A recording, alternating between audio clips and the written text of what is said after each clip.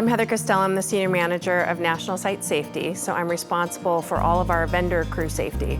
So those are the crews that do the construction on our cell sites, and on occasion they like to hurt themselves, drop things, damage our equipment, damage other carriers' equipment, and my team does all the investigations on that.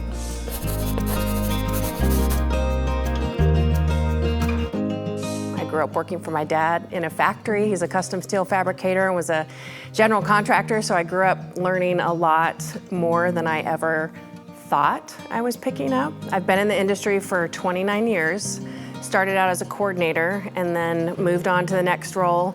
They figured out I knew more about construction. This is verbatim from the manager. You knew more about construction than the two guys I just hired. First 25 sites were assigned to me and the rest is history.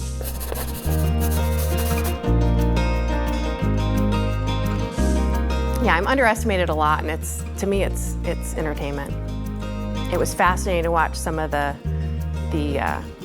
body language of the gentlemen that I would work with on some of the job walks. And then you would start having the engagement, and then you could literally watch their body languages change right in front of you that, oh, she knows what she's talking about. So, you know, it was kind of interesting, and I've had a couple of I'm a pretty fierce individual on occasion. I will ask nicely 3 times, and then I'm pretty much done asking nicely.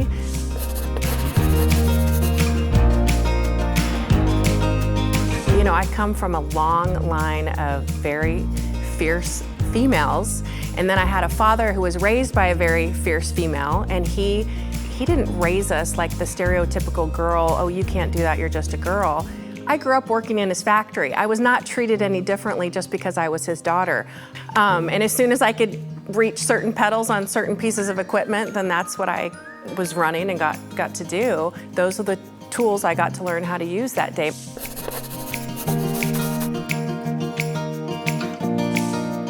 It is hard when you don't see someone that's like you. I was the only woman on that commercial construction project, but was it uncomfortable on occasion? Absolutely. So if you just look at cell sites, all of it is STEM, from the engineering that it takes to do it to the truck driver that's hauling concrete, right? But never be afraid to raise your hand, never be afraid to dive in, never be afraid to make a fool of yourself, right? If you don't try new things, you're never gonna know what you're gonna enjoy. Your unique nuances and what makes you quirky and weird is your superpower. Flex on it. Don't be embarrassed, don't be shy. You know, be bold, be brave, be fierce, and do whatever brings you joy. And if that means that it's not following the status quo, don't follow the status quo. It's not always the best place to be.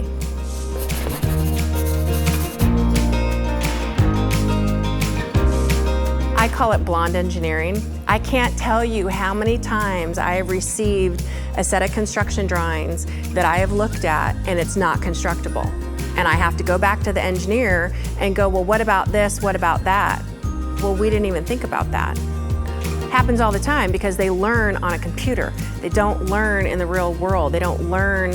If you are learning a trade, if you are learning a skill, get out and get an internship.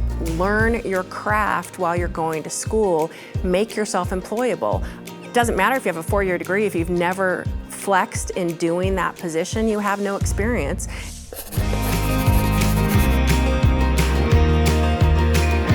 I drive a semi, and people look at me and go, how do you drive? You know, yes, girls can do all kinds of things. It's magical. You know, but I get looks hauling down the highway. I mean, it's amazing how deeply ingrained those biases are, not only from men, but from women. And so it's one of those things where you have to raise your hand, you have to be willing to try something that you feel uncomfortable or embarrassed about or failing at a skill set, and don't be afraid to shift gears. I mean, I started out as an animal science major, and look at me now, right? So I didn't wind up in vet school, I wound up in telecom. Riddle me that.